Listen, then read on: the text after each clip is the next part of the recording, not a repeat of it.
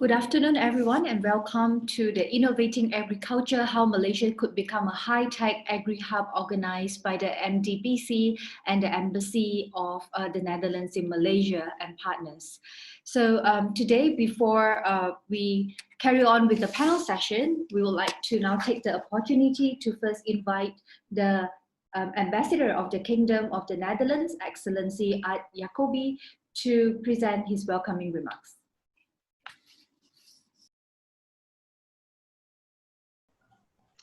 Good afternoon.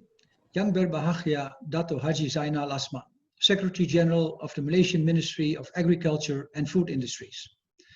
Our distinguished panelist speakers, Dr. Mahalet Chumi of the Malaysian Biotechnology Information Center, Dr. Mohamed Dessa of the Malaysian Ministry of Agriculture and Food Industries, and my good friend, Mr. Frederik Vossenaar of the Ministry of Agriculture, Nature and Food Quality of the Netherlands, and to conclude, Mr. Damien Schwarzkachel of Sertel, Netherlands. And of course, to all the ladies and gentlemen who are participating in this webinar with us. It is a great pleasure for me to be here at the inaugural launch of the webinar, Innovating Agriculture, How Malaysia Could Become a High-Tech Agriculture Hub. This is a timely topic as there are rising pressures on food production worldwide. The UN Food and Agriculture Organization estimated that we need 70% more food production to feed a global population of 9 billion by 2050, up from the 7 billion people that we have today. And we need to do so in an increasingly challenging environment. We have climate change that will impact the yields of agriculture. We also have many other factors, such as rapid urbanization, which means less land for agriculture as cities grow bigger, and a reducing workforce that is no longer so keen on the manual work of agriculture. In this context, it is therefore imperative that the farming industry reinvents itself through the use of technology and innovation. With new technology, such as sensors and remote monitoring systems, farmers can now grow under any condition. They can control the elements, be it light, air, oxygenation level, carbon dioxide levels, all these can be monitored. And this means that seasonal crops and those which are non-native to the local climate can be produced anywhere, all year round, independent of the weather. We are now looking at production of food in unprecedented ways. Technology is a key enabler for farm transformation.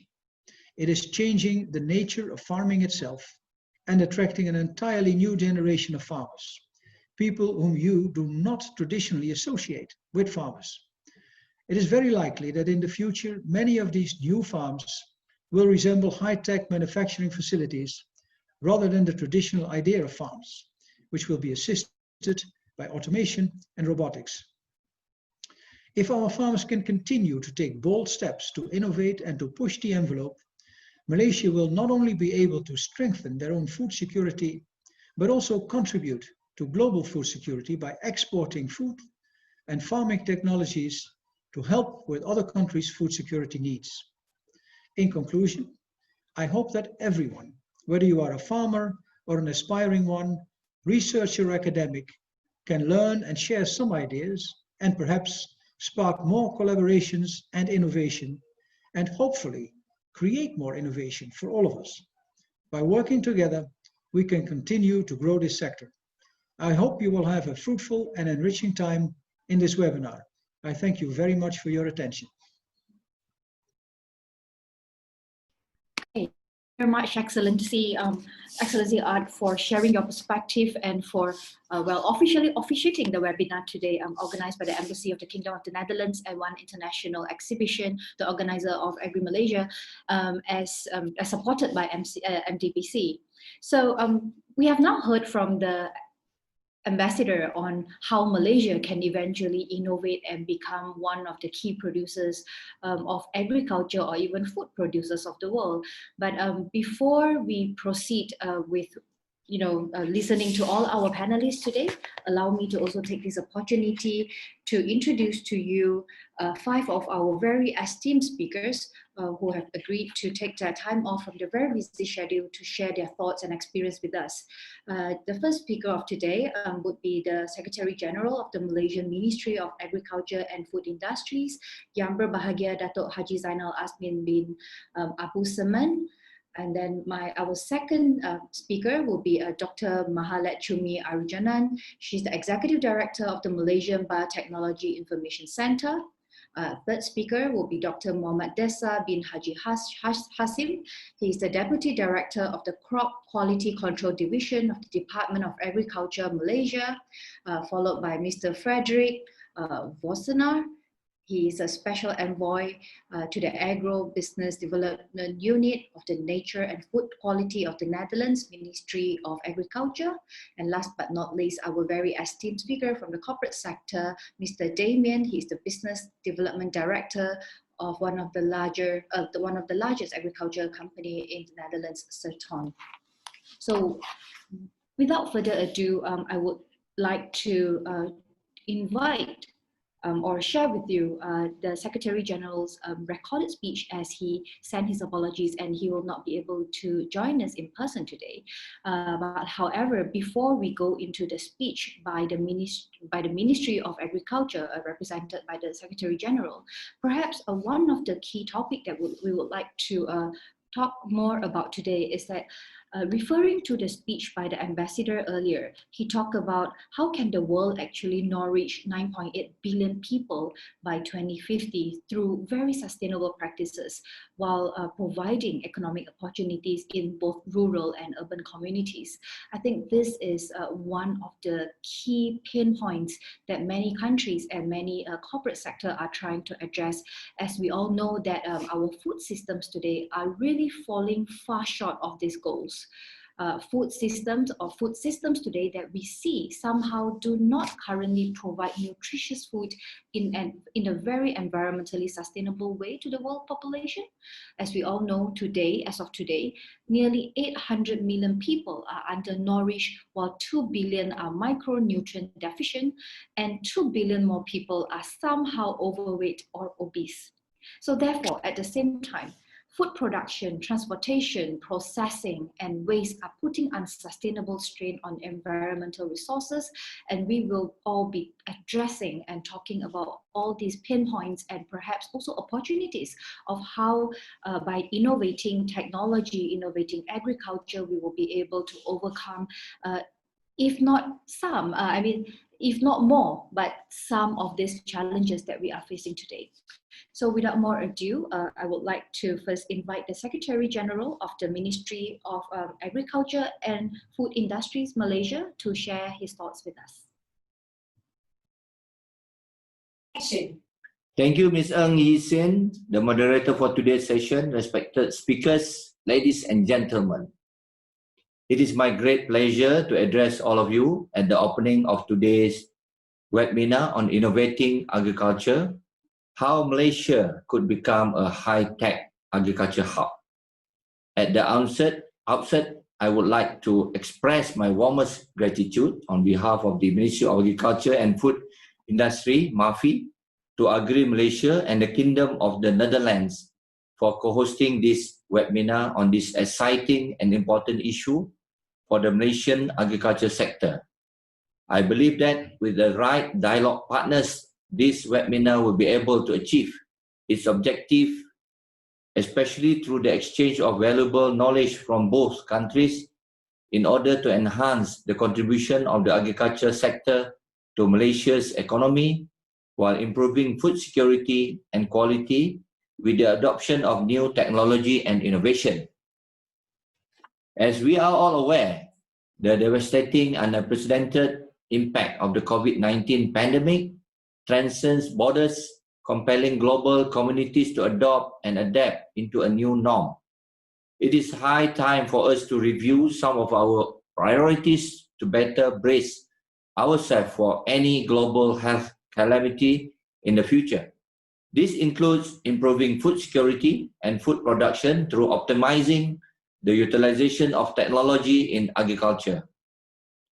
During the initial stage of the pandemic, the food distribution in Malaysia was also affected due to disruption in the supply chain. However, with immediate intervention and constant monitoring of the situation on the ground by the Malaysian government, the food supply remains stable and under control. Difficult situations require innovative ideas, and this is where rapid technology adoption becomes a necessity for the Malaysian agriculture sector. For your information, the ministry is in the midst of finalizing its new national agro-food policy. From the introduction of the policy, Malaysia is aspiring to develop her agriculture sector to embrace modernization and smart agriculture.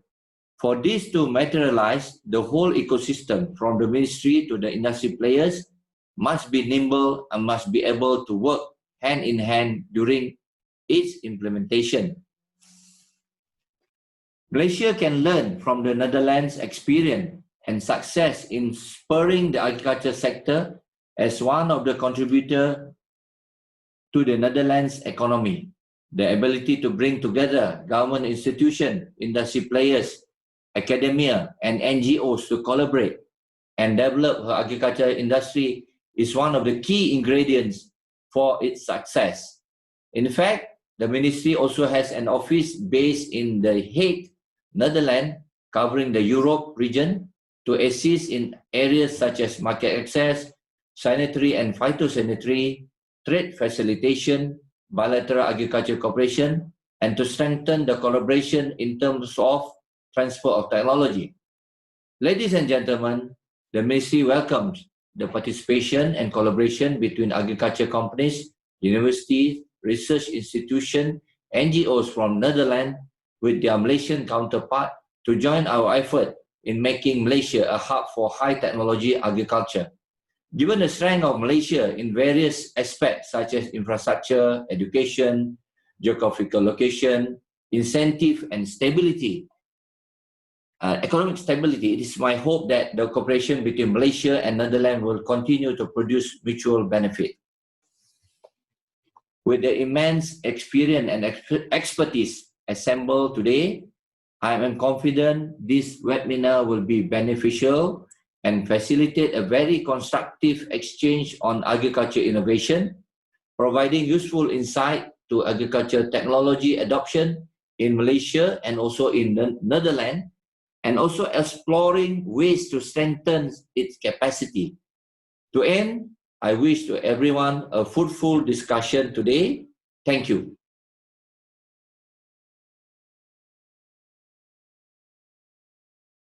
So thank you very much, Sekjen, from the Malaysian Ministry of Agriculture and Food Industries, Dato Haji Zainal, for sharing your thoughts with us. As you correctly and very aptly said, that the world today actually needs sustainable agriculture that must simultaneously deliver food security, environmental sustainability, and economic opportunity. And I think from your speech just now, you also clearly said that a systematic transformation is needed at an unprecedented speed and also scale. And I completely agree with you when you said that government, private sector, the academia, and even perhaps the civil society would need to come together and work together to not only to innovate, but also to jointly transform the entire industry. And as the Sekjen actually mentioned, this can only be done when everyone collaborate, everyone come to the table together and bring to the table your forte, your expertise and knowledge. And I think this actually, together with what the ambassador have said in his welcoming remarks, and then after listening to the highest leadership of the ministry in Malaysia, of course, after the ministers, I think we are definitely going to be on the right footing, as in the way forward to, number one, is to learn from the Netherlands, a very successful country in terms of agricultural development, agricultural technology, but I think Malaysia will then stand a very good chance to be able to innovate and transform ourselves to be one of the key global players moving forward. All right. I would now like to invite Dr. Mahaletchumi Arujanan. She is the Executive Director of the Malaysian Biotechnology Information Center, and she will be addressing us now. Yinsin, and good afternoon, everyone. Let me share my slide. Okay, let me know if my slides are loading and if you can see my slides.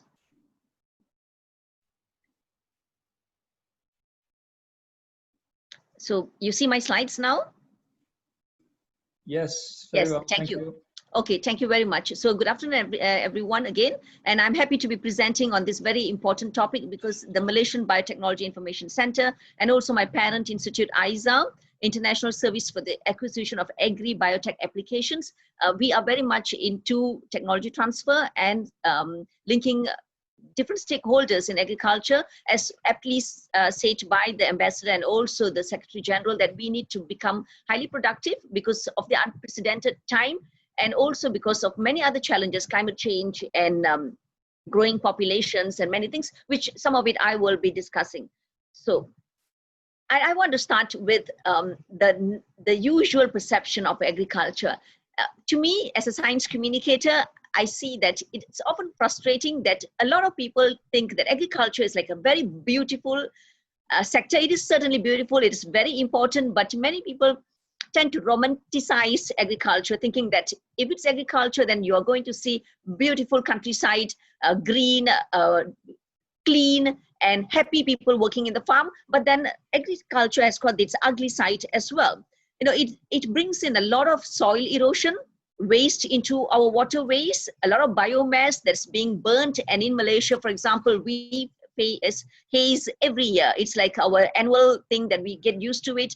And it also is a big producer of greenhouse gases. So with all these challenges and the negative environmental footprint that agriculture brings, so we need to address this so that, of course, we still need agriculture. There's no way all our food can be produced in the laboratories. Although now we are also looking at that, technology is allowing us to look at that, but again, that comes with another set of public awareness, behavioral change. So, but we still need farmers and the actual farm. So people should actually change their mindset to see that agriculture has got problems, and that is why we need many other technologies as well. So if we look at just the greenhouse gases, agriculture is the second greenhouse gas emitter after the transport and heat, electricity and heat industry.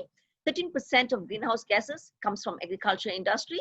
And mainly these are carbon dioxide, methane, and nitrogen dioxide. This comes from cattle belching, a lot of it from livestock, natural synthetic fertilizers, and manure management, rice cultivation, burning of crops, and many other things. So I just want everyone who is in agriculture might know this, but then the public, the consumers, I think people should know what agriculture brings to us, so that when we introduce new technology, it receives acceptance from the public.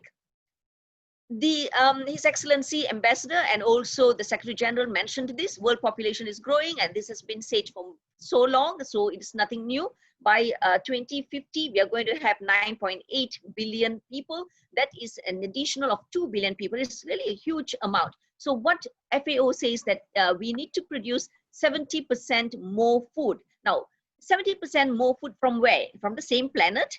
I don't think Elon Musk is going to have Mars anytime now suitable for agriculture. So from the same planet that we live today, and in fact, from reduced resources, fresh water is reducing, number of farmers reducing, the area of land is reducing. So with reduced resources, we need to produce more. How is that going to happen? Now, if we look at Malaysian statistics on that, affordability, we are ranked among 113 countries. This is from Economic Intelligence Unit. From about 113 countries, we are ranked 28 in terms of affordability. Now, before that, I think it's also important for everyone to understand what food security is. A lot of people think food security is there is enough food. That's not food security. There's only one component of food security. There might be enough food in Malaysia, but then in the small rural area that I live, I don't get food. So the food availability is not there.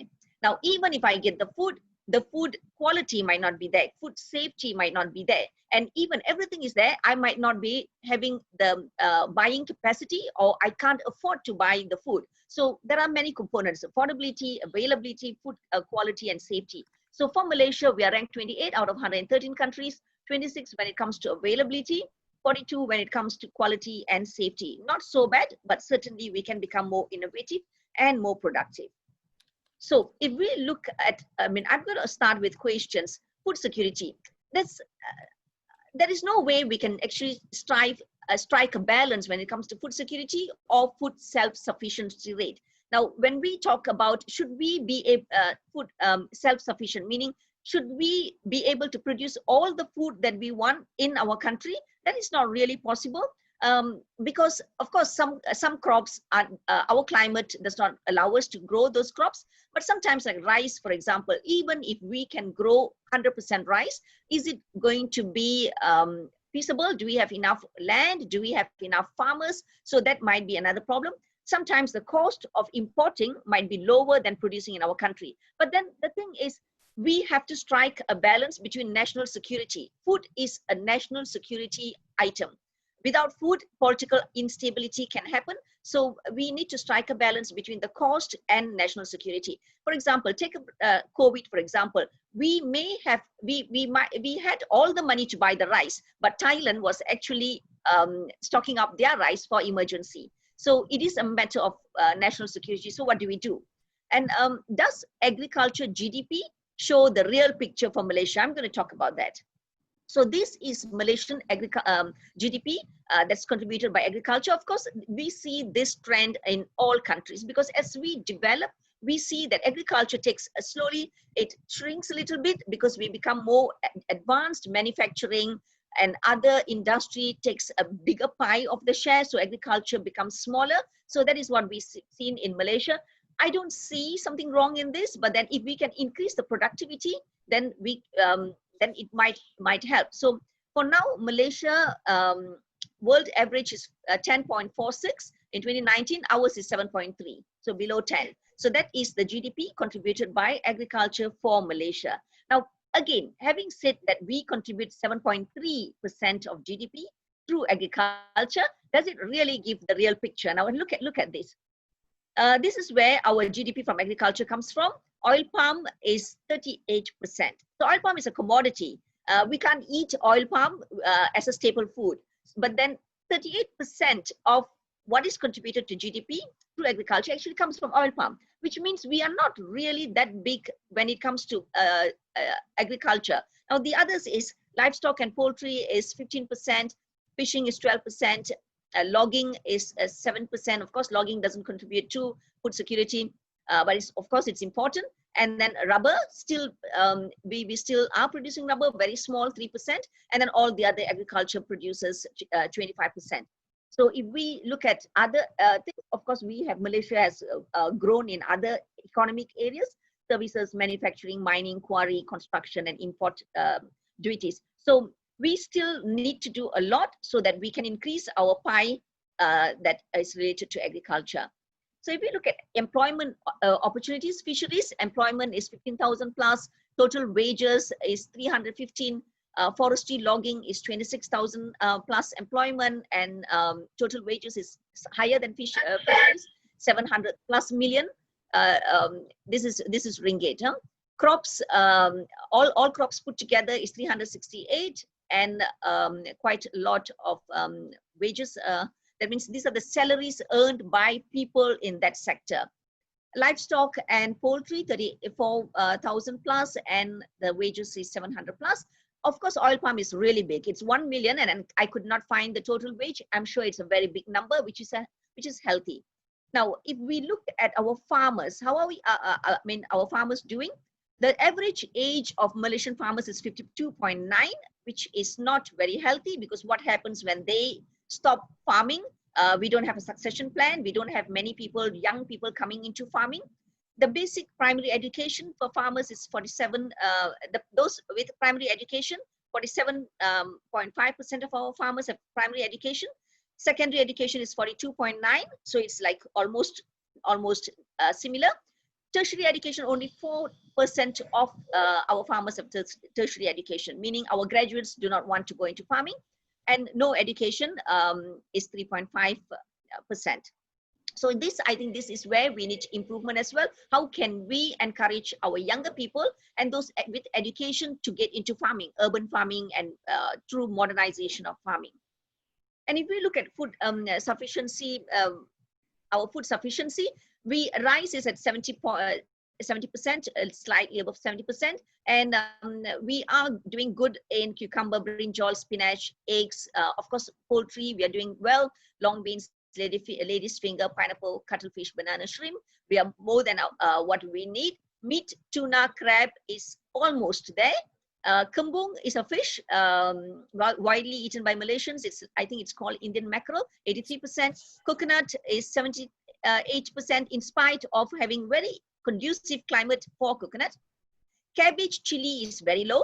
And this is another area, Malaysia, in fact, I'm sure Minister of Agriculture had a lot of chili project, and we have got very good chili varieties, but more could be done because we still import chili from Thailand. And I remember when many years ago, when Thailand had very, very bad flood, we did not have chili in Malaysia. Beef and mango, very low, and mutton is certainly very low. So what is our net import? We are a net importer, 24%. And import bill, our food import bill is 54 million ringgit, and export bill is 35 million. So you see, we have a deficit in food bill. Floriculture. I picked floriculture because we are doing pretty well in floriculture. We have two main floriculture. One is temperate and the other one is exotic. Temperate is mainly grown in Cameron Highlands, Gua Musang, all those highland places. And our main temperate flowers are chrysanthemum, 44.7%, roses, 25%, and carnation, 12%. And most of it, 71%, is exported. And we export to Japan, Thailand, Singapore, Australia, and UAE. Our exotic main one is orchid, and the orchid, of course, dendrobium is a very popular thing. And I know because I speak to a lot of orchid farmers in Malaysia, and they say that they can't meet the demand. So there is so much can be done for orchid, and if we can get young people to grow orchid, there's so much of demand, and they can't meet the demand from the other countries. So the orchid is grown in hot and humid lowland, and 28% is exported, and mainly Singapore, Australia, Japan, and Saudi Arabia. So what is happening in floriculture? We have competition from Vietnam and Thailand, very stiff competition. And this comes from a paper where farmers, the producers of flowers spoke, and it was said that they feel that there's no government subsidy or any preferential treatment for floriculture farmers. They also have difficulties in hiring foreign workers, and their stiff competition is that their challenge is also when they want to export. High transportation fee and high import tax, because other countries they have import fees. Now their competition comes from Chinese flowers, where the government, our government, is actually importing a lot of Chinese flowers from China, and they are much cheaper because our local market is not protected, whereas in China their market is protected. So this is not a very healthy situation for our own farmers in Malaysia. So if we look at floriculture, it is growing, which is really good, Malaysian, and this is in USD. So it is a healthy thing, but probably more could be done to support floriculture in Malaysia. So biotechnology. Now coming to technology, one technology that I picked up is biotechnology. There was some discussion earlier, just about 5 years ago, that the Ministry of Agriculture thought that we could grow corn in Malaysia and genetically modified corn. Because we are a big importer of corn for both our poultry and livestock market, because we are very big in livestock. And we ourselves, Malaysia, we eat poultry meat per person in 1 year for 49.4 kilogram, which is quite big. That's the cheapest meat, and it's a healthy meat. So, and we import 4.15 million tons of corn in 2019 to 2020. So if we can grow genetically modified corn here instead of importing. Now, studies have been done, and there are different discussions here. Some have said that the cost will be higher. True, the cost might be higher, but I also mentioned that what is important? Are we willing to pay a little extra and make sure that national security is safeguarded? And it also offers other employment opportunities in agriculture. So these are the areas that is open for more discussion and probably open for more studies as well. So some of the reasons for low supply, local supply in all areas in agriculture, insufficiency of agriculture productions. Distribution network, we need to improve that. Our overall supply chain, we need to see where are the missing links and we need to improve that. Land availability, for example, there's an over-reliance on Cameron Highlands. Just that small highland produces 10% of all our vegetables that is used in Peninsular Malaysia. Now, not to mention how much goes to Singapore. So, and we see the huge environmental impact caused by farmers there when they infringe or encroach into forest land to open up new farms. Raw input is and labor is a big problem that farmers face. Utilities and logistics is also not really at the optimum level for farmers, whether it's cost or availability. And there are also many layers involving producers, processors, wholesale, distributors, retailers, consumers, and all these actually affect cost and final prices. The lack of economies of scale, which means we are not still able to produce at a larger scale with lower cost. So a lot of problems probably in the whole supply chain, raw material, taxation. So these are the things that we need to look into so that we can help our farming industry. Lower price for imported products. So when imported products are coming in at a lower price, so our farmers are not able to have a protected market or have a market where their demand for for local products. And sales and service tax, SST, on raw materials used in agriculture or components and services. So maybe the government could also see how this could be reduced, or I mean, I'm not an economist, but is it possible to abolish? So of course, these are, I mean, subject to more studies, discussion, and consultation. So what can be done?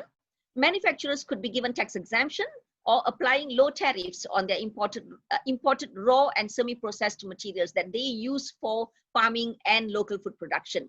More land for agriculture, but again, we can't be opening up too many land, and then that also creates the environmental footprint. So it has to be sustainable, and this is where precision agriculture, IoT, drone, and many other things. His Excellency mentioned that as well. Our Sec Gen also mentioned that. So we need technologies. How about adopting agri-biotechnology, genetically modified crops?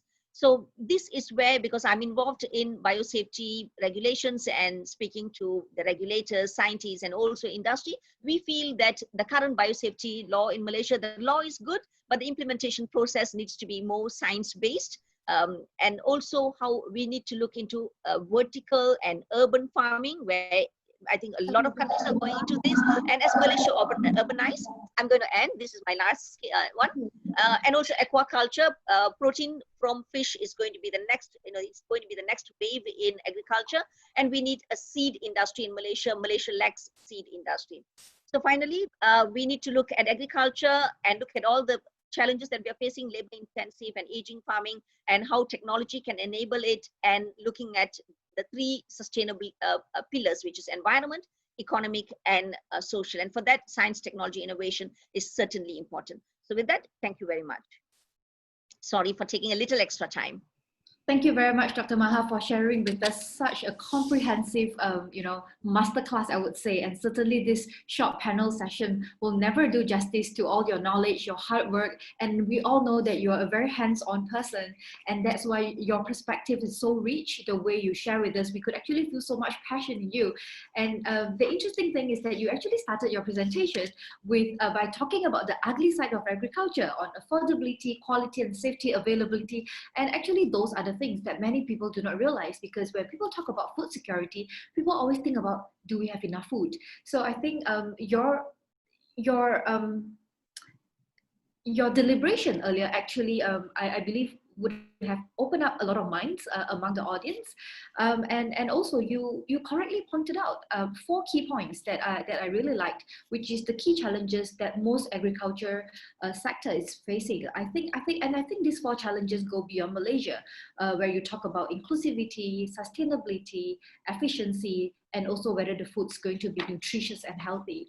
But maybe during the Q&A session, we will be able to, of course, with the if time allows us to do that, maybe we would like to talk a bit about your idea about genetically modified crops, because I know that itself opened up another can of worms. There are a lot of people who agree, a lot of people who will never agree with genetically modified crops.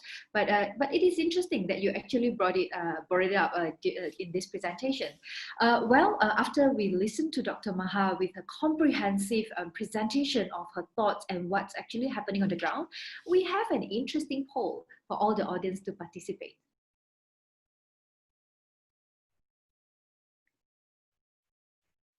So if you'd like to take some time to quickly look at this, look at the question as in what should be the top 3 priorities to increase GDP contribution for agricultural sector. Pick your answer, and it will be interesting to see what are your thoughts. And of course, the Secretariat will be sharing the feedback of the poll with all of us here.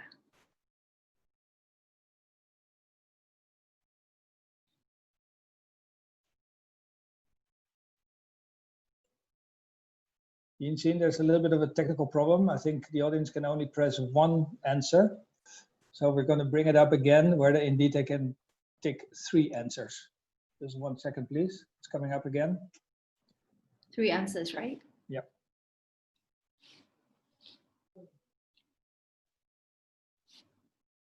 All right, look like there is a small technical glitch over here. Although we always talk about innovating with technology, we need to transform. Yes, we can't really, organize a large event with everybody in one room due to social distancing. So therefore, we are doing the online poll. But somehow, with a little bit of technical glitch, we have to give the Secretariat a little bit of time to... Okay, the request is made to do the poll during the Q&A later. So if you can please move the program along, thank you. All right then, ladies and gentlemen, we will come back to the poll later during the Q&A session. And we would now like to invite Dr. Muhammad Desa bin Haji Hasim, the Deputy Director of the Crop Quality Control Division from the Department of Agriculture Malaysia, to share his slides and presentation with us.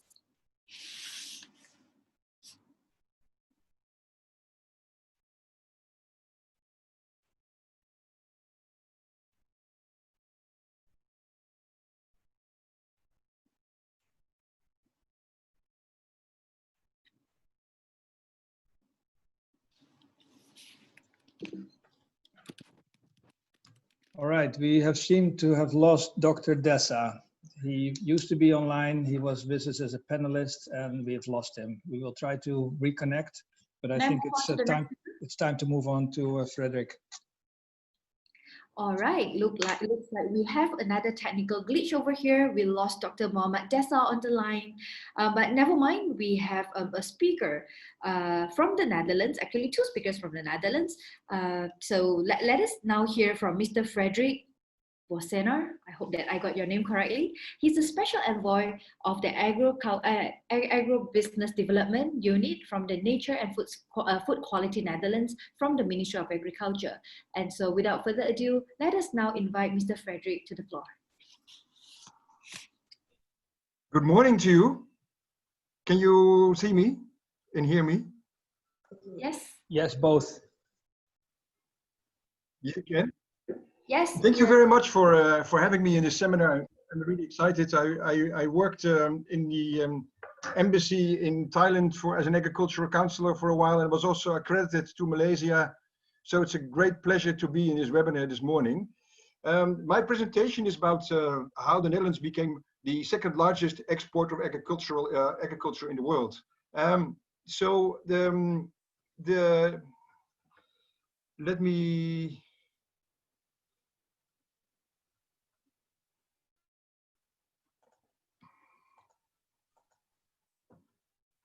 reach out to the next one. Some information that might be useful about the agriculture in Holland is actually we have a very small landmass. Really, we're a very small country. You can see the agricultural area in the slide. It's quite modest. About 1 million hectares of grassland we have, and we are famous for vegetables and fruits and so. But that's about only 100,000 hectares. And as you can see, only 9,000 hectares is glass houses. And that's where the famous flowers and the fruits, vegetables come from. And it has given the Netherlands a very competitive image. And I'll speak about that later. The other thing that I want to highlight is that there's always a lot of talk about the European common policies and all the subsidies and the protection that it offers to farmers. In fact, the most competitive sectors of our agriculture are those that did not have such heavy EU regulation, like potatoes, pork, the glasshouse horticulture, flowers, poultry. Dairy is maybe the only exception, but for the climate, producing milk in our climate is very a competitive thing. But mostly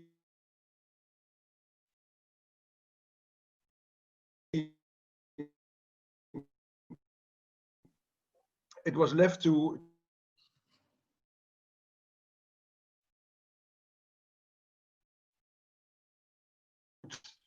it says the largest food producers. I think it's better to, as you have called it, food exporters here.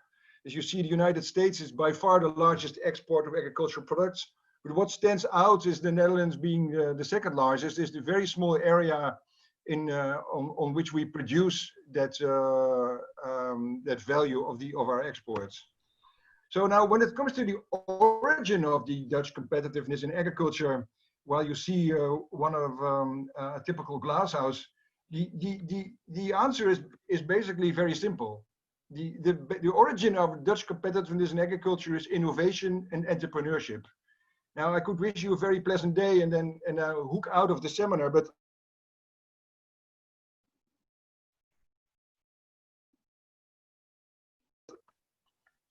so the first thing that I think I should mention is, of course, we have a very strategic location in Northwestern Europe with many rich markets nearby.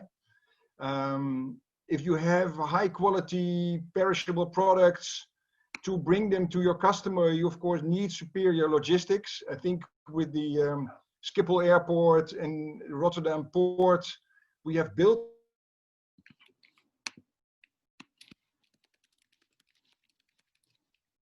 it certainly is very important to satisfy your customers' needs. And of course, we are a trading country, so we have discovered a long time ago that imports contribute a lot to our exports. For example, the Netherlands is the second largest exporter of avocado in the world. Why that is? Well, because it takes a lot of ripening, and the producers from Peru or Mexico or South Africa, they ship these products to the Netherlands. We do the ripening, supply them on time to the retail, and with such product flows, we can easily also distribute our own vegetables. So, and avocado is just an example, but imports contribute a lot to our exports. You can see in this slide, I talked about your strategic location, but if you look at these circles that, for example, Milan, a very rich market in the northern part of Italy, is only just more than 750 kilometers. Paris is within the 500 kilometer range. The German market is very close. And we have been providing food to cities already from a long time. I think United Nations celebrated or marked a few years ago that more than half of the population in the world was living in cities. And this landmark was actually reached in the Netherlands already in the 17th century. The Netherlands was the first country in which more than half of the population was living in cities. The second country in this respect was Great Britain, and it happened 200 years later there. So our farmers have been providing food to the markets for centuries, and it has become a part of their DNA to comply with the demands of consumers, not only in our country, but also in these markets nearby. Now, what I think the second pillar of our agricultural success is surely also the sectorial interaction and the way the various parties in the supply chain connect to one another. You can see in this slide part of the Westland area, which is the most famous glasshouse area in the Netherlands, squeezed in between The Hague and Rotterdam, the second and third largest cities of our country. And these people, you see glass houses, but it's basically an ecosystem that you see here. It's an ecosystem because, well, you can build a glass house, but you also need specialists or supplying companies in different aspects of the supply chain. You can see some here. I hope the slide is visible, but you need good, for example, water and nutrient systems. You need exporters, you need financing, you need lighting experts, people that know how to handle robotization or automation. And the Netherlands, in this respect, is very much an ecosystem. So it's not about just constructing a glass house, but you need a whole lot. And that made the Netherlands, in the theory of the Harvard professor, Professor Porter, an example. All the characteristics that Porter listed that are needed for innovation, you can find in the Netherlands. In fact, he used the Dutch cut flower sector as an example for his theory.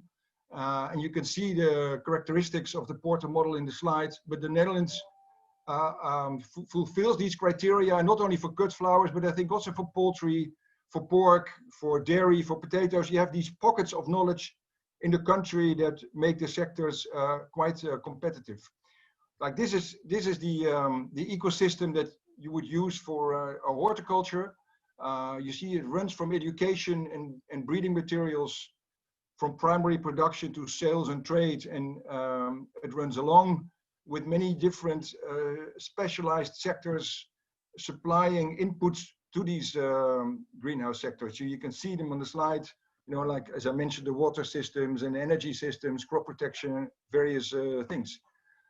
That also runs, the connection to the other sectors is not only limited to horticulture, but also to the other sectors of our economy, like logistics, as I already mentioned, the high-tech materials, but also the creative sector, for example. Like, if you have high-quality tomatoes, to get them to the consumer in an appealing way, that you create a nice packaging and things.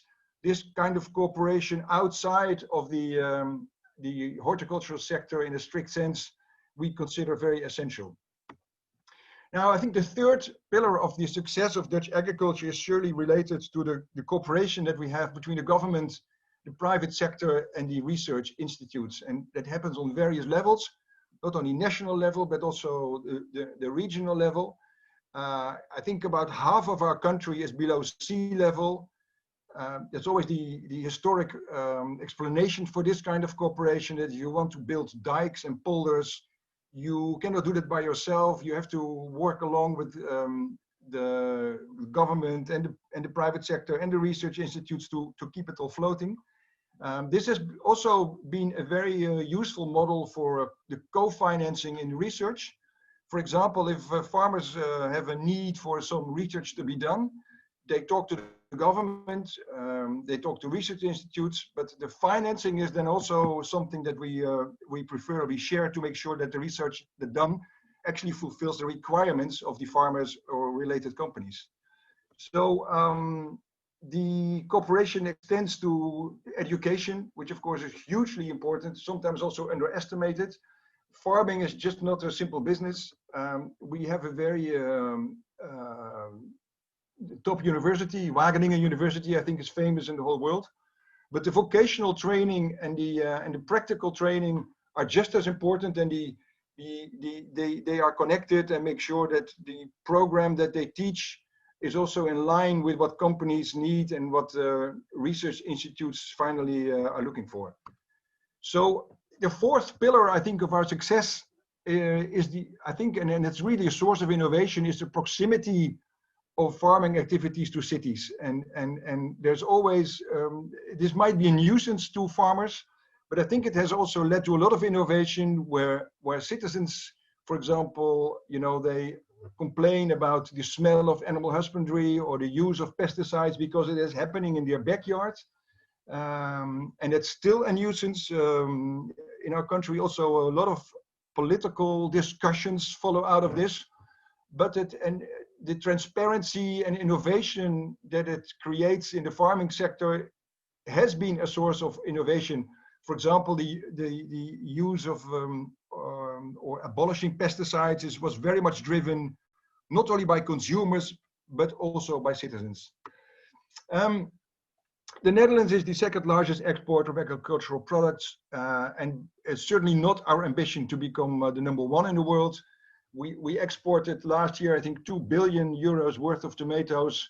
And that's all nice, but the most important thing, and I think also very much our ambition, is to make sure that other countries can produce with Dutch technology the same kind of tomatoes. This picture I took in India in a Dutch-style greenhouse, and these tomatoes were shipped to the shelves of an Indian retailer, and the guy put on the package crafted by Dutch technology. And I think if consumers in foreign countries can see this as a recommendation, then we sort of reached our goals.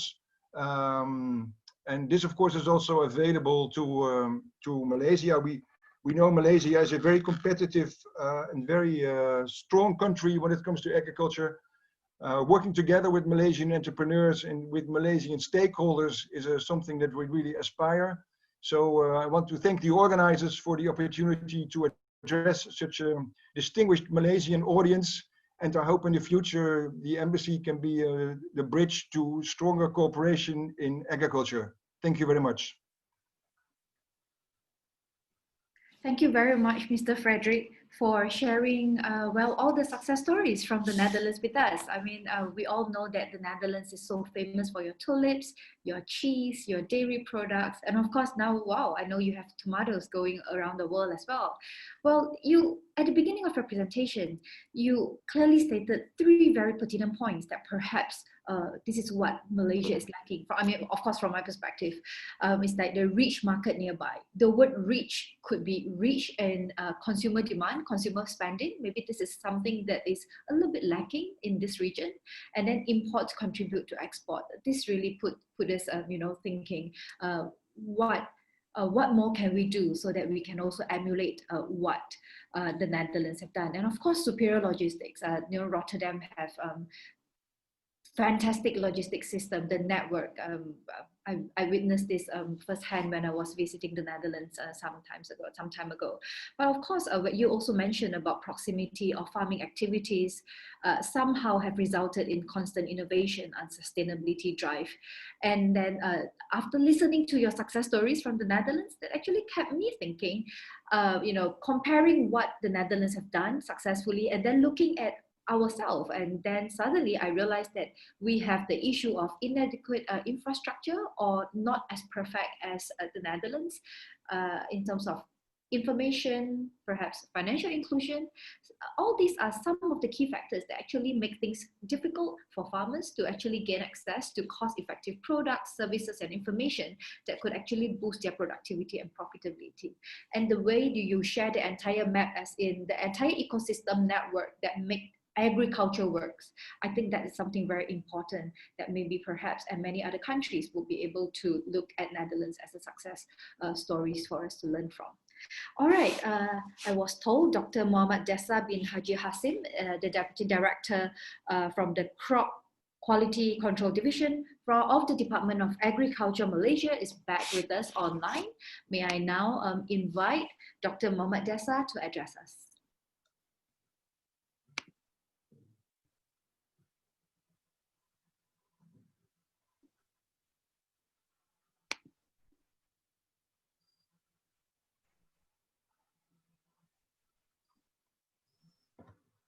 Dr. Desa, please also unmute yourself. Thank you. Okay. Good afternoon, ladies and gentlemen.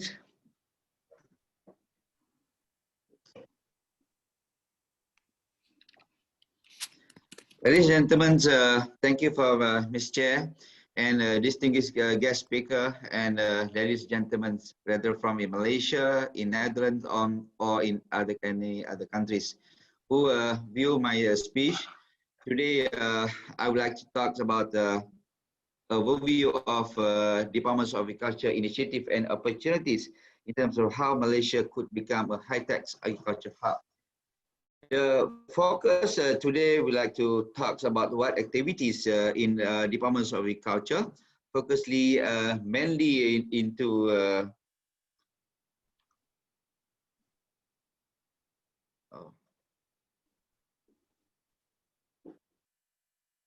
can see my slide, right? Okay.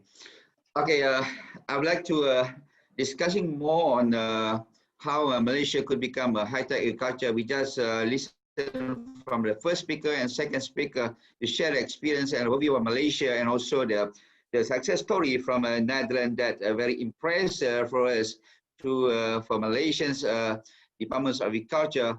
Our roles for departments of agriculture just decide on expedite the agriculture transformation process as a modern sectors. And the main activity is to ensure food production sufficient and affordable sufficient and affordable for the peoples in the countries.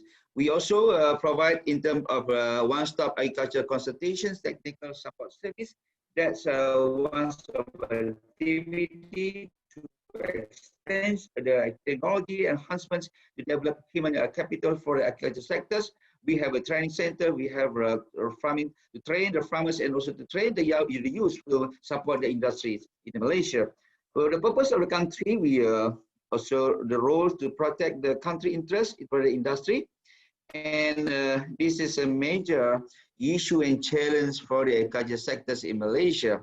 The first, we are lax in terms of seed, quality seed produced in the country. Most of our seed production are import mainly from European countries, and also Netherlands is one source of our seed technology and seed for farmers, especially like tomato and also for the floriculture sectors. We have a problem to the high cost of productions because implementations of the technologies they lag behind compared to your countries, and the level of technical applications and low productivity and also inefficiency using of lands, and the problem of low level of technology application. Besides that, we also still depending on the labor force, mainly from foreign labor.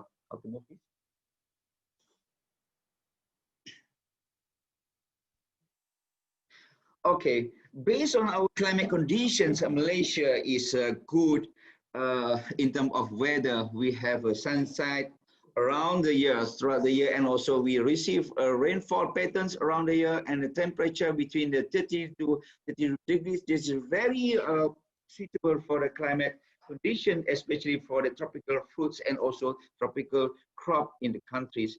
This is, we have a land fertile, we have a suitable lands, very good for agriculture production, but we still have the issue because the implementations of technology still lag behind in terms of this, because of social and implementations of the impact in terms of economic and socio-economic. We still need some support from member countries of other countries or any technology to bring in Malaysia. So the next, we have to show you what the Department of Agriculture approves to ensure that in the future next planning for the next Malaysian plan, we have integrate into focus into four category. First, for the food safety. Second, we want to introduce the agriculture 4.0, and to meet it, we have to develop the capacity building program and project exclusive for the focus into a few areas. So with these, we focus is for the agriculture produce in Malaysia. We want to produce to ensure that for the export orientations and focus for selected community. I will talk after this, and then to ensure that food safety and to work together with the private-public partnership. This is one ideal that we share with you. Ladies and gentlemen, to ensure that food safety, we have a quality certification program. We call the MyGap certification. This is ongoing to equivalence with a global gap in the near future. Now we have successful in dealing to the Asian gap, and the next step with global gap to ensure that our product can market into your countries, into other countries. Ladies and gentlemen, we also have the program for organic. We have Producer Organic Malaysia, and this is one of the certification program to ensure that quality and safe into the global market. So, ladies and gentlemen, this is one of our strategy for Department of Agriculture. We would like to produce the tropical fruits for the global market. Like in Netherlands, major production is floriculture and also for the vegetables like tomatoes and others. But now Malaysia would like to focus a program to produce more tropical fruit to the global market, which is we work together with the strategic partnership with the industry, and we're working together with the exporter. This is one opportunity for the Dutch company to work together with us to produce tropical fruits, especially for first durian, papaya, jackfruits, watermelon, and pineapple. This is a major tropical fruits in Malaysia. We have a long history to produce these kinds of tropical fruit that very success in terms of the quality and taste very good to you. And then so this is about these are 5 commodities that we want to focus in the next 5 years. Plans to produce upon pineapples, jackfruits, papaya, watermelon, and durian. With this, we try to export the value export. You can see the value export from the year 2015 to 2018 increasing every year. And this is one to export. If we focus that, Malaysian very tropical fruits has increased from 1.8 billion in 2050 to 1.2 billion in 2018, and then we have focused the increasing will go for every year to become 2.7 billion in the next 5 years. This is one the program we want to focus and target very focused to produce this kind of tropical fruits for the local production and to export market opportunity. So within that, so we have to improve to ensure that this quality to increase export and run the farm practice we will apply of good agriculture practice to ensure that the quality will be improved, increase the productivity, and we want to expand the market toward market access to the global market, particularly in Western market and also to Eastern market and a mid market. This is a major for the focus for the durian. You will see in the next 5 years, we already have self-sufficient level and we will increase the export market. Now we have about 70,000 hectares area that we can produce around 5 to 10 ton hectares to ensure that the productions can meet the demand in the near future. Right now, the main market for the durian export is to China and also to the neighboring country. We are looking forward to export our durian to the European market in the near future. And this is a planting area. We showed it in 4 states, that major production area in Pahang, Johor, and Sarawak. And then this is a second fruit we want to focus is a jackfruit. You know, jackfruits now are trendy for the vegan meat, not only to eat the fresh. In the European and American market, vegan meat is one potential to produce from the tender jackfruits we can produce into vegan meat. We can substitute the meat that's very good for the health and also to the consumer in the near future. This is one of the productions jackfruits in the 3 states of Malaysia, like in Negeri Sembilan, Pahang, and Perak. Also produce the Johor state produce main area for the jackfruits. And the third forecast is papaya. You know, papaya, we have very good variety in papaya. We have exotica papaya, and also we have one fruit papaya. This is a premium papaya for the export markets. And then the area productions in Sabah, in Pahang, we have this. We have enough and area to produce this if we have the markets for the next step into markets. So ladies and gentlemen, for the next is a watermelon. You know that in Malaysia, we have very suitable area to produce watermelon in the eastern area. And also we focus to increase the productions. The productivity now is about 17 tons per hectare.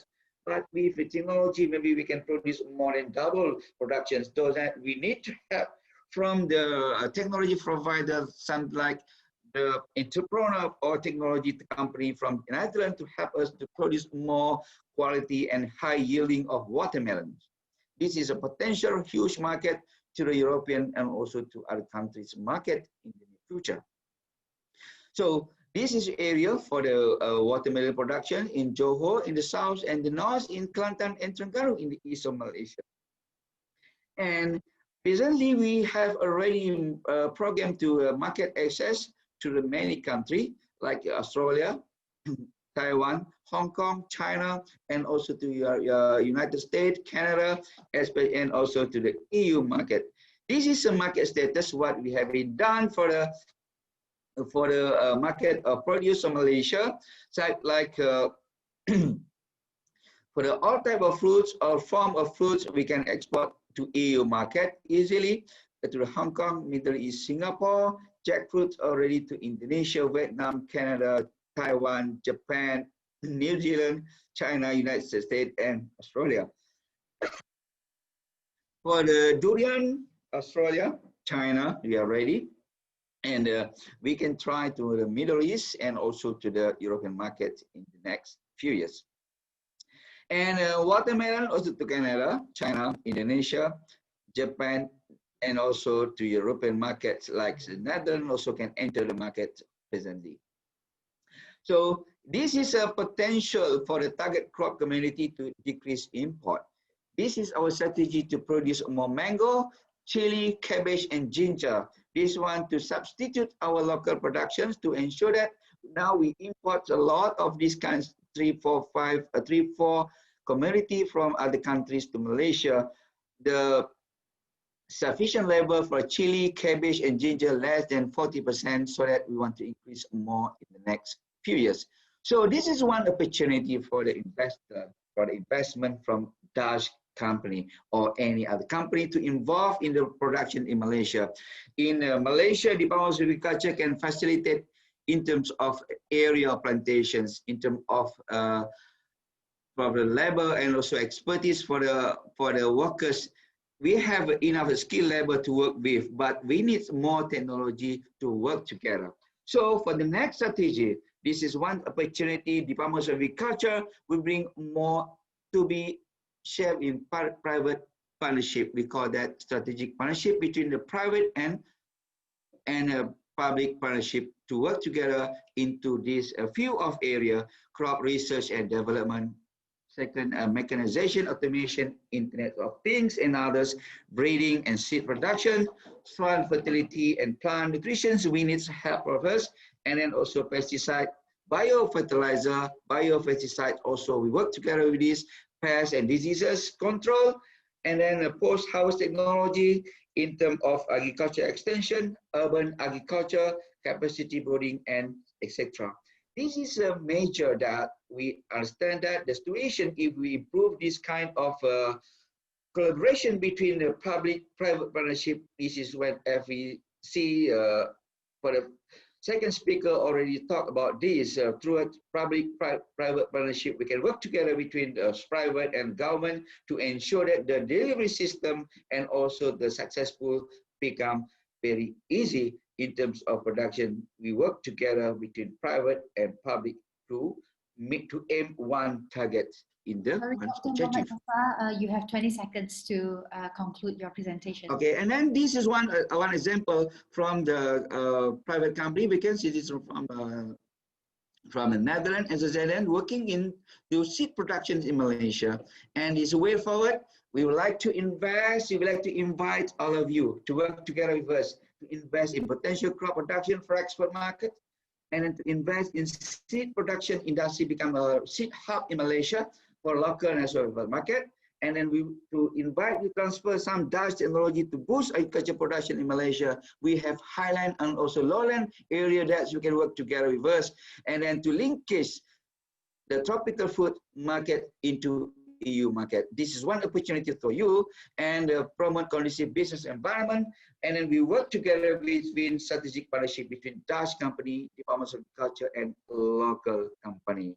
Ladies and gentlemen, between these, we have to invest in Malaysia agriculture sectors. We have investment incentive opportunity.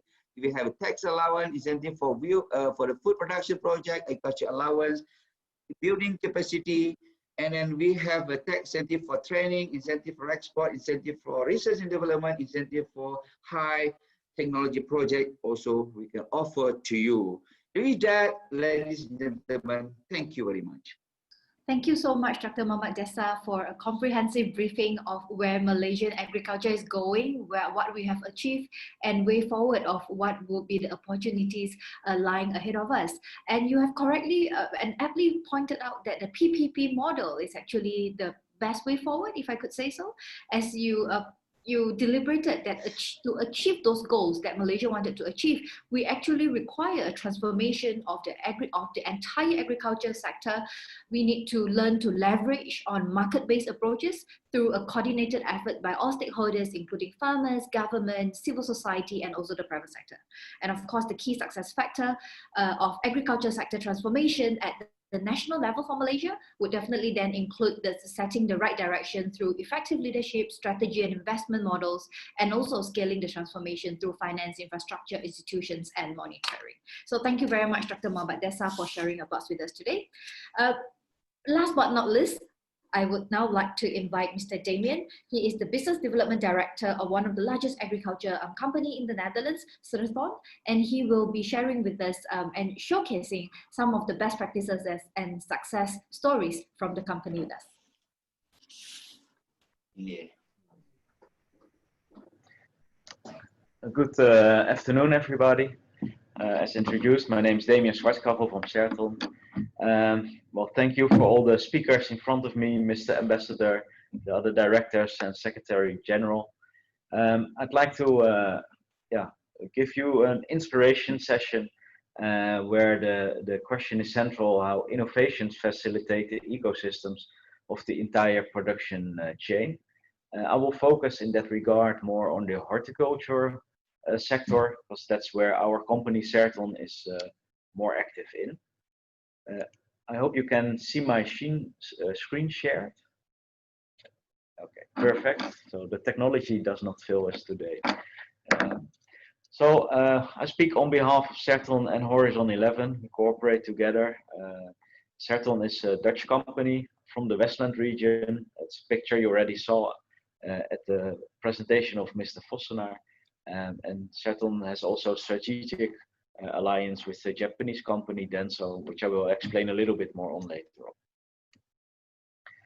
So, being from Holland, being from the Westland area, I think it's we talk about innovations and technology, horticulture and agriculture, but it's more than that. It's something which is in our roots. The horticulture is a culture and tradition where we grew up with, and a way of say a lifestyle, how to produce vegetables and to be able to make in a protected environment an ideal condition to grow vegetables. This is a picture now of already in around 1900, where in the Westland area a lot of grape growers were active. The greenhouses back then looked a lot similar to the solar greenhouses in China, where we have a brick wall and glass cladding and a wooden structure, and whole families cooperated to do the harvesting and the pruning of the grapes.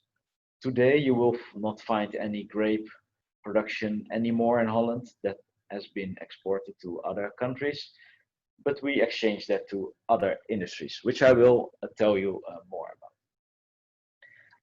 I will now show you first a movie about where we stand today, what we can do of growing crops and vegetables in controlled environments. You can name this indoor farming or urban farming. For us, it's an indoor farm where we use and implement technology we learned over time to do it without daylight even. Basically, this technology can be implemented anywhere in the world. The crucial question is, where is there a demand and where does the opportunities that lie in the market fit with this condition? So the time lapse you saw was the growing of a tomato crop, growing from a young plant to first ripe tomatoes. In the bottom you see them hanging within 63 days. The innovations, and like you saw in the time lapse, the innovations we are working on in Holland are not just focused on technical perspective. They're integral and multidisciplinary, which means that It's about knowledge of the plants. It's about knowledge of the technology, the climate control, irrigation, hydroponic control. It's about knowledge of collecting data and how to implement that in the food supply chain. It's about packing, storage. So basically you could say that in Holland we've been working for a long time already on making a blueprint of a whole ecosystem where it's not just about growing of the plant, but something where we as a company accelerate in with our technology solutions, but it goes beyond that. We need to cooperate with other steps in the supply chain to make it successful, which would be an advice as well to Malaysia. Don't only focus on the horticulture growing, but make it broader. Make sure that there's good distribution, good infrastructure. In universities, the training on plant knowledge and horticulture knowledge is also being attended for. If we look to the innovations, then these days it's not just about what technology can do, but also getting the right data and getting the right knowledge to apply that data. Basically, we from greenhouses and from growing crops, we can collect a lot of data and being knowledgeable in the field on how these plants grow. But it's more interesting to know what can we do with it and how can we use this data to support the innovations that are required. And those can be from the perspective of energy, from the growing of the plant, climate control, but also, for instance, to change the supply chain and to make the production much more lean and connected to the demand in the market. This is a picture of the Westland area where we are based. Our ecosystem is full of greenhouses, and still it's for us as a company. We work worldwide with our solutions, but it's an important hub where we collectively work with universities, other growers, technology suppliers, where we develop our solutions and make them suitable to be implemented in other parts of the world. There's still a lot of innovation and knowledge being developed here in Holland, and that will be our focus, to keep developing that in Holland and to export that knowledge in cooperation to other countries. This development of knowledge is key. So there's cooperation between growers and companies. It's cooperation within research and applied research institutes like universities, within management of the whole supply chain and ecosystem. For instance, industrial standards and organizations are important for that. To have education, so also to make it attractive for young people to enter in this industry, and also to be supported by government with policies and supporting and putting it high on the agenda. In Holland, we have, for instance, the top sector strategy where horticulture and the export of horticulture is one of the key items where we focus. This has been mentioned before, but our footprint is huge as a small country, also being recognized in this article of the National Geographic, where they wonder how can this small country export so much produce into the world. And yeah, maybe they are right that yes, we do that, but slowly we're changing that because of COVID, and COVID also speeds up the development of more national strategies and implementation of local year-round food production, and increasing food security in other countries like Malaysia is now being the trend. This article is already 4 years old, but the key is the knowledge that we collected will be implemented. So horticulture, since we are able to, with our technologies, control more, know more, steer more on data, the implementation of robotics, automation, machine learning, other fields of innovations become on the agenda on the short term. That's why Certon chose to, for instance, work with a Japanese company to implement robotic solutions, which can solve, for instance, the workforce, which is always difficulty, and also what we saw in the previous presentation, the age of farmers. The robotization will become an important agenda. So I'll give you some inspirations of how modern horticulture can look like. These are projects we developed. This is an indoor farm where in multi-layers lettuce crops are being grown, not because we want to put it in an urban farm and in a multi-layer, but because the planning of this production is essential to deliver it in time to the retail, and the quality should be year-round stable, and it's fully robotized. Also, well, this is the opening of the project I just showed, where our king and queen also showed interest, and why they wondered, how can this grow without natural conditions? Well, basically, we imitate the nature. We learn so much from growing horticulture over the past century, and we learn so much about how plants behave and how we can influence plant behavior, and we use technology to do that. So there's nothing artificial or being simulated which is not natural to the plants. I think that's important.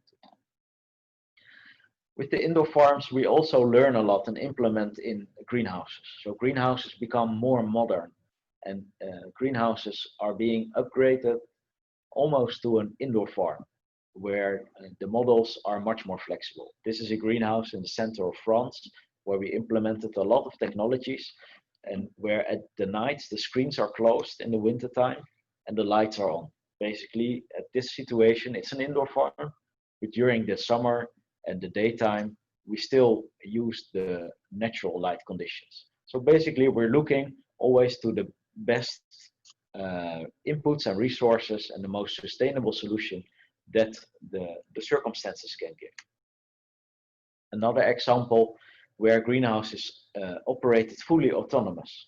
So the grower is still involved, the farmer is still involved, but at a lower level. The control and the automation and the decisions for climate control are much more pushed forward to a climate computer. With key set points, it can generate automatically. And then the next step, which I already pointed out, the greenhouses, is the robotization and the arbor force. This is an example of one of the first pilots with the robots for harvesting the tomatoes. Robots are already used for grading produce, for packing, for a lot of industries, but the workforce within the greenhouses, especially fruit crops, still need a lot of labor activities. They can be replaced to a larger degree in the coming years by robotization. So the perspective which we bring from Holland and what we learned is, also as Frederik already pointed out, we have a small country, so we need to be very scarce with the resources we have. Our scarce resource is land. In another country, the scarce resource is water. In another country, it's the whole energy and sustainability perspective or the workforce. So what we try to do by increasing the technology and the solutions, we minimize the footprint of our resources, so less carbon footprint, less food miles, less water usage, and we increase the yield.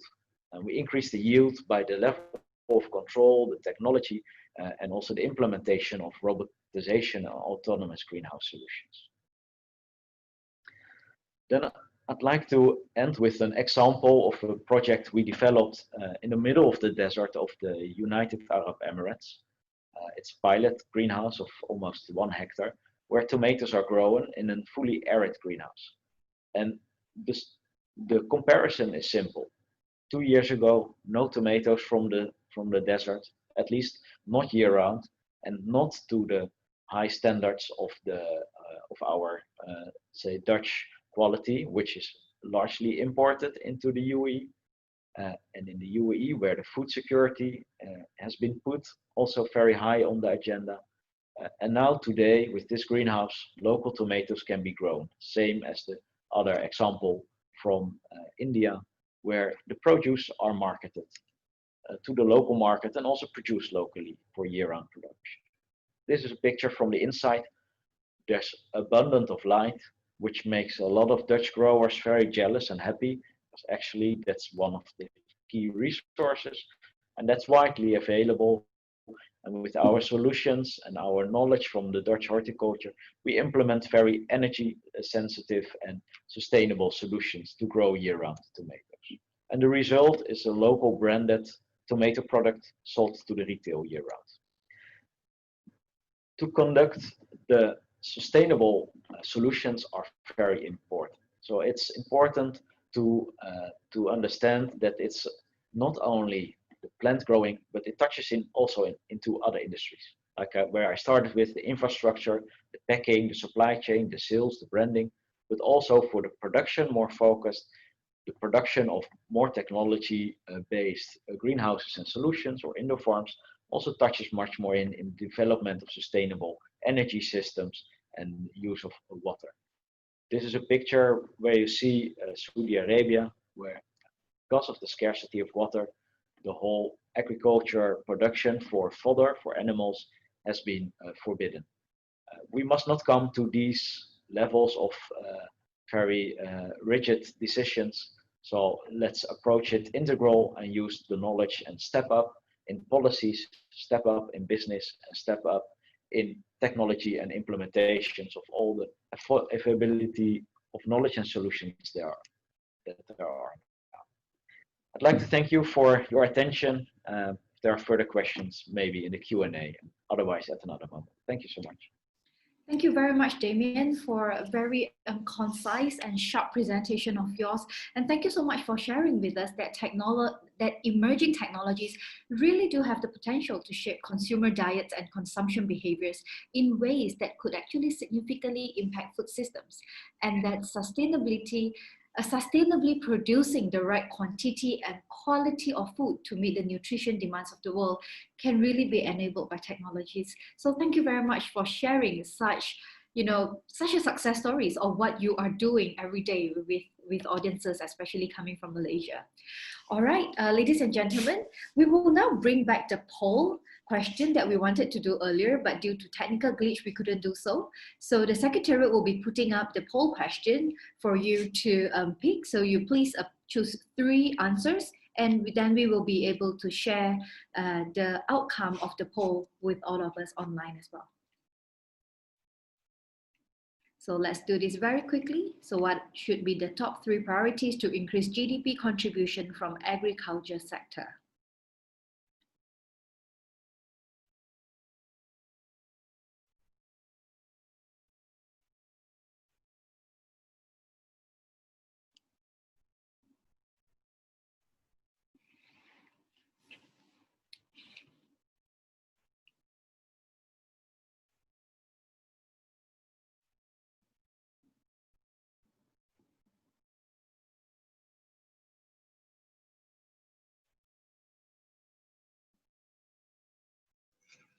All right, there's a lot to read in this question, but we will give you another 7, 6, 5, 4, 3, 2, 1. All right, we close the poll and we will bring up the results as quickly as possible. Here they are already, and we would also like to invite all speakers again to turn on the cameras, please, and their microphones. All right, so due to time limitation that we have on the webinar today, we are going to skip the Q&A session. However, we have seen more than 30 odd questions at the chat board. And I would say that this is one of the most impressive webinar that I have attended or have spoken at, because I see really quality Q&A question coming from the audience. And I would like to congratulate the audience for staying with us the entire afternoon and for putting up high quality questions. So what we're going to do right now is that we're going to jump right into the closing remarks for all speakers. However, all the speakers have been asked to read through all the questions that have been posted by audience, and they will be responding to your questions in their closing remarks. So may I now invite Dr. Maha to address the floor?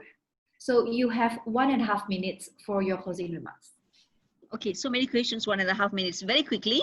So I hear permaculture. Permaculture is a very, I use the word romantic. It's a very romantic way of doing agriculture, and I think it's a healthy way. But how much can it really produce is still a question. I would say we need all tools. We need all tools for farmers, breeders, scientists to produce food. Then I also heard incentives for urban farming. Where should it come? Whether it should come from private, public, from both sides, and government should support. We have high-level officers from DOA, MOA. Government should support incentives for urban farming. And also the other one is like kitchen farming. community farming, how can we also encourage that people who are, like, say, housewives and older people who are still fit? So we can also have things like this. Extension program is something that we need to revive. I think it was very good. Malaysia was doing very good. Now, I don't know how much of extension program is being done. There was a question from Cameron Highlands Green, where they're saying, how can we how can we grow more in the limited land? Probably like what we say, we saw our speakers from Netherlands, high technology, precision agriculture. What we need is very good planting material, whether it is stems or whether it's seed. We need very, very good planting material where it could be fast yielding and high yielding, exhausting resources, natural resources. Again, seed industry, seed that can give us more production in a smaller area. Precision agriculture can help us with that. Now, one final thing I'm going to address very quickly, food safety. There was a question of food safety. What are the things in food safety when it comes to agriculture? It could be contaminants. We always see, not always, but then sometimes Singapore rejecting our vegetables because of food safety, high level of chemicals, pesticides. Now, in organic agriculture, there are risk of heavy metals because of the non-chemical controls used, heavy metals, E. coli, and then that's also food safety in agriculture. And another one is animal droppings, from rodents and other things. So these are the food safety measures. There are regulations in the country. Malaysia have got regulations on this, and there are also international regulations that we need to abide with. So that is what I would like to say. Thank you very much. Thank you very much, Dr. Maha. May I now invite Dr. Mohammad Desa to address us?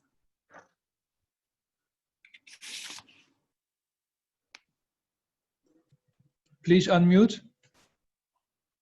Dr. Desa, please unmute your microphone. Okay, thank you very much. Again, to see there is many questions, means many interested parties to join this webinar. And maybe I can raise some questions that maybe I will answer in written. And then the first regarding food safety, this is one challenge for the farmers in Malaysia. Also, that's one aspect to ensure that there are practice, good agriculture practice, to ensure that along with a good agriculture practice, that to ensure that food safety, that we have a certification program, we call that MyGap, and also My Organic certification program. In Malaysia now, the major challenge is to make young farmers involved in the agriculture sectors. That's we try to promote the using the technology like IoT, and also to become one of the future farming in the Malaysia. And these kinds of technology can add up more practice in the good condition that young farmers may be interested to join in the agriculture sectors. For the tropical fruits, maybe this is one opportunity that Malaysia have a good condition in terms of weather, soil very fertile, and long years of rainfall patterns, and this is a good opportunity for the farmers to join into production. So along with the system supply chains, we have to improve the facilities. Now we have two export facilities in Serdang and also in near Seman, KLIA airport, that so we can use to become a hub for the export product in Malaysia to other countries. This is the opportunity that we can work together. So for the many questions I have before, so that maybe we'll answer in because the time very constrained for us. So maybe answer in written. Thank you very much, everyone. Thank you very much, Dr. Desa, for addressing this. May I now invite Mr. Frederick? Yes, thank you very much. Well, I've flicked through the questions and I'm trying to send a reply to some of them. I think the most important is maybe that the Dutch greenhouse model is not something that we are or that we consider to be suitable, or is maybe not that appropriate to import or to copy it as it is. I think the most important takeaway should be that we consider agriculture to be an entrepreneurial activity, as a business, and not as a default occupation.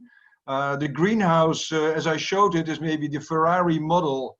But I think there are all kinds of greenhouses, or protected cultivation comes in various shapes and forms. And there are also models which have a more adapted technology level to local circumstances. So it's certainly not that you would have to look into $1 million investments to protect your crops from the climate and weather and insects. So do realize that there is adapted levels of technology.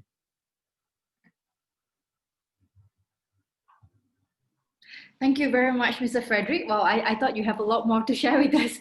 But well, yes, plenty of things, but you know, people might want to run have to consider other activities. But no, and I think the other another aspect I think is the decrease of the use of pesticides, because that's something that is not only important for food safety but also for the environment. And I think these are maybe less costly investments that a farmer can take. It's of course easier to handle in a protected cultivation and in an orchard, for example. But I think for the agricultural sector as a whole, wherever it's active, the environment has become really a topic. The climate has become really a topic, and decreasing pesticides and other chemicals is a crucial thing we all have to put our shoulders under. Thanks. All right. Thank you, Mr. Frederick. Last but not least, may I invite Damien? Yes, thank you. Yeah, I'd like to conclude with actually an invitation. I think, I hope that we could inspire you what we can bring in knowledge and experience we already have from the Holland. And I fully agree with Frederick. We are here to cooperate and to customize a model which fits Malaysia, not a copycat which is duplicated all over the world, because everywhere the market and the conditions are different. The perspective we feel is very important, that we are developing an industry which fits a market model, so whether it's the export or the local production, and only in that way you can make it sustainable also economically, that you are doing the right solutions, making the right decisions for the level of technology, for the scale of the production levels, to make the right solutions to be implemented and also to be supported by the right policies. So yeah, we're open to cooperate.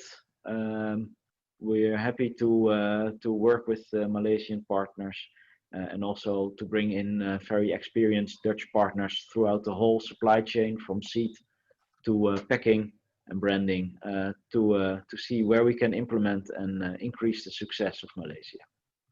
Thank you for today.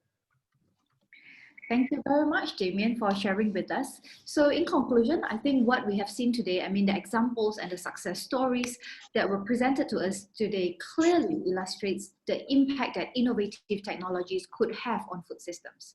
The challenges that our Malaysian speakers have also presented can also definitely be solved when all parties collaborate and work together. However, whatever said, we all know that transforming food systems require interventions that go beyond technology innovation. So for example, creating new and bold policies that address the true cost of food systems could be one, establishing the infrastructure and investment that allow technology innovations to thrive, influencing consumer behaviors with the help of technology and data, building trust and transparencies among the ecosystem or within the ecosystems, aligning towards common objectives and also collaborating across silos are all required to create the future that we want. So ladies and gentlemen, let's keep the conversation going offline or online, and we will definitely see you again in the near future. Thank you very much for joining us this afternoon and have a pleasant evening. However, before that, please do not leave the room yet as Marco is taking over. Thank you so much, Yinsin. You had a great opportunity this afternoon with 4 very experienced speakers. Thank you so much to the 2 Malaysian and 2 Dutch speakers. Excellent combination. And thank you to Yinsin on behalf of the Netherlands Embassy and the MDBC. Ladies and gentlemen, thank you so much for staying with us for the last 2 hours. We will close with the video again of Agri Malaysia in case you haven't seen it at the beginning. Please stay online to watch it now. We will come back to you after this event, hopefully with the link to some presentation slides, the slide decks of the presenters, as well as some other information where you can go with future questions with the Netherlands Embassy connections. Thank you so much, all of you. And here comes the video again. Have a good evening. Thank you.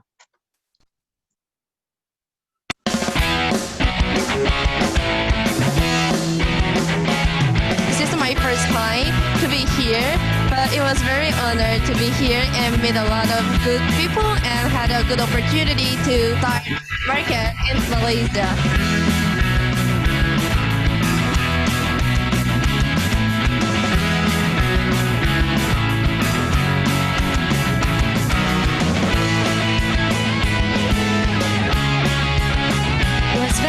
And very constructive. We're very happy to attend this event, which was organized perfectly by the team. So thank you very much. We will definitely come back next year. It's a wonderful place where you can meet a lot of customers and a lot of possibility to cooperate.